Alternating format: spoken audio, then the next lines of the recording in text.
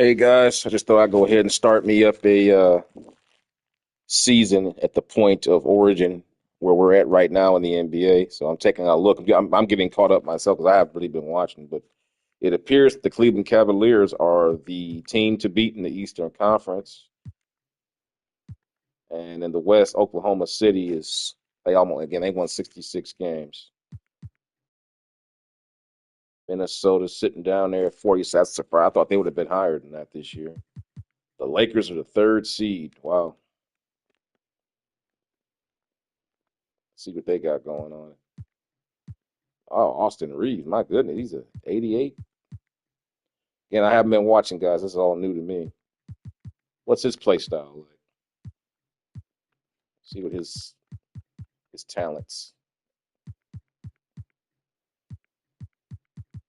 Seems to be a guy that looks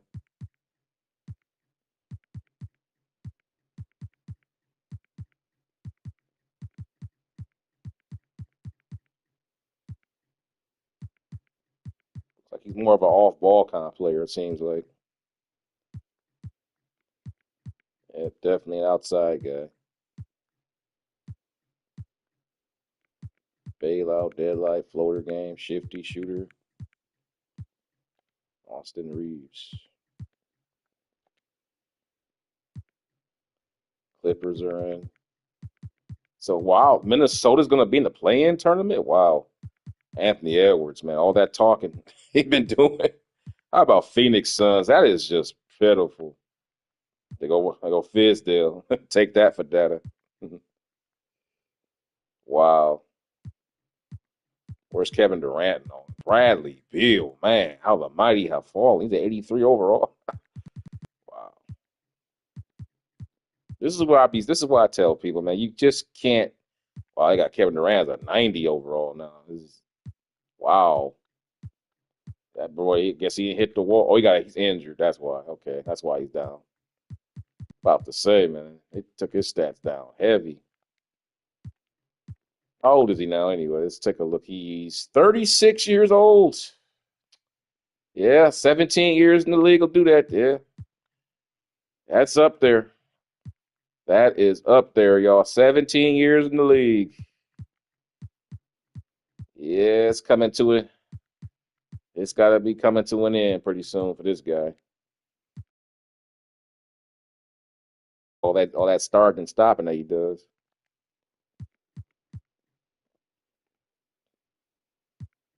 Sacramento, I tell you, they should never have let De'Aaron Fox go. Where's San Antonio in all this? San Antonio's not making it. Holy crap, San Antonio on the outs. Wow. That's Again, I haven't been watching, guys, so this is surprising to me. I thought they'd have been in it. Like, they seem to always manage their team pretty fairly. Houston Rockets, what the heck do they have? Fred VanVleet, former champion, yeah. So you got some veteran leadership at the point guard spot. Jalen Green, youngster, Dylan Brooks. You got some, yeah. So yeah, they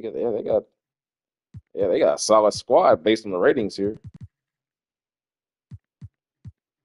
And I hate taking my P's and Q's from 2K when I'm evaluating a team. Man, that's not the right.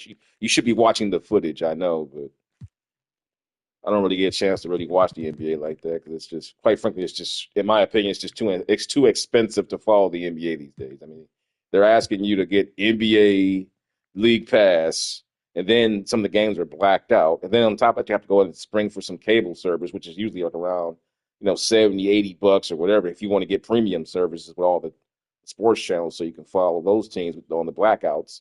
So you're looking at about somewhere around what, a $200 expenditure just to watch basketball. I mean, come on, that's just doing too much. But yeah, looking at this though, it's looking like let's see who's leading the league in scoring right now. I think it's Gilgeous-Alexander, I believe, leading the league in scoring. 76 games played, 32 points a night. Giannis is right behind him with 30. Jokic is there at 29. Anthony Edwards, Tatum, and then the venerable Kevin Durant coming in at number 6. Cade Cunningham from the Pistons. Wow. I heard the Pistons made the playoffs this year, I believe. So that's kind of reassuring. I mean, that's the best point guard they've had probably since Chauncey Billups by far. I mean, I mean, sheesh, man.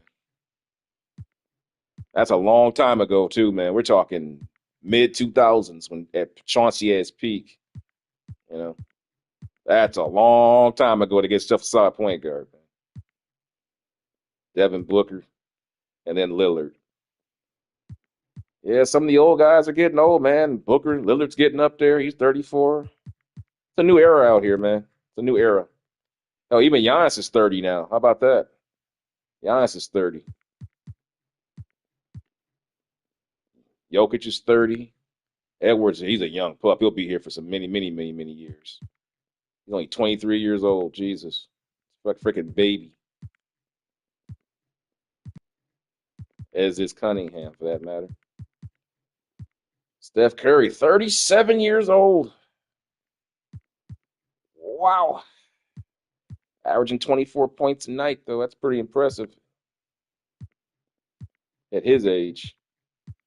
Especially with his style of game, all that running and cutting and starting and stopping, man. That's because you gotta go back to the beginning. Remember, Curry began his career with ankle problems. So for him to play this long with his style is pretty remarkable for him. You got to give him some big ups for that, for pushing through, because 37 years old with that style, that's hard. That's like a running back. That's like a running back playing 15 seasons and never ever dipping below 4 yards a carry. That's very hard to do. That's very hard to do. So give him credit for that. A lot of respect to Steph Curry for playing that long with that style of play with his ankle situation. How about James Harden down here? 35 years of age. He still put up 22 points a year this year. That's pretty impressive. DeMar DeRozan, 35, putting up 22. We should go with the All NBA over 30. We should make an All NBA over 30 team. You know, because I mean, the way it is now in today's NBA, I mean, you go back to when I was growing up, usually the best guys that were over 30 was obviously like Jordan, Malone, Stockton, uh, David Robinson, Olajuwon, Drexler. You know, the guys that I grew up on, once they hit like about 34, 35, they were still dominant players. But it was hard to do back in those days. Now it's like it's the norm now. You know, these guys hit about 35, they're still going strong with many more years. I mean, look at LeBron. LeBron's 40, talking about playing another 2 years. He's talking about playing, he's averaging 24 at 40, you know, come on. With his style of play, you know, LeBron's style is all about, high octane, up and down, get out in the open court, run. I mean, even look at his thing: basketball IQ, athleticism, inside scoring. So yeah, that's the way it looks there. Let's take a look at the MVP. Let's take a look at the award races. Let's see who's the odds on. They got Shea Gilgeous-Alexander for the MVP this year. What do you guys think? LeBron James still getting some love. Rookie of the Year, Stephon Castle from the Spurs. Alexander Sarr, Yves Messier, Isaiah Collier. Sixth Man of the Year, Naz Reid, not surprised there. Kevin Porter Jr. Defensive Player of the Year, Dyson Daniels. I've never heard of him. That's news to me. Most Improved Player. The Clutch Player of the Year, Nikola Jokic. Hmm. Hmm. Well, that's the way it shakes out right now. But going back to the standings here, the playoff picture, it's looking like it's gonna be playing time for all of these teams. Miami's playing in, Chicago's playing in, Atlanta's playing in, which I'm kind of surprised. I mean, you got the defensive player of the year on your team, He's the defensive player of the year candidate, and I mean, look at how are they to play in with all this talent? That's yeah. Orlando's in the bubble. They're like 40, they're 50%. I thought they had some stars. They got Franz Wagner and Paulo Banchero. You thought that would have been enough, and Jalen Suggs. Holy crap. Indiana, number 4 seed for all the stuff that they've been doing. They only thought they'd be a little higher this year. Looks like that trade paid off. I mean, they didn't really lose any stride. The Knicks with the Karl Anthony Towns trade for Randall, OJ Anunoby. They got a solid squad, man. That team is. I should know from my Jordan season that I played. The Knicks are a tough team to beat on here, man. They are tough. Cleveland looks like a freaking powerhouse, though, man. Look at this. Look, they got these two guys right here. That's a nightmare. Now these guys can go one on one, and you got all this size and shot blocking. They look really good this year. So yeah, that's the way it's looking. I guess I'll go ahead and run some simulations with the rest of the season from this point of view going forward. I pretty much select every team. Let's just take a look at the daily view here. Who's up next? Those games have already been played, so this is what's on the slate. You got Atlanta, Sixers, Bucks and Detroit, Magic and Pacers.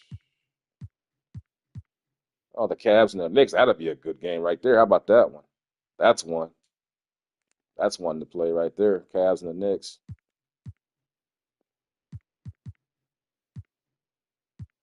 Guess I'll get that one going a little later.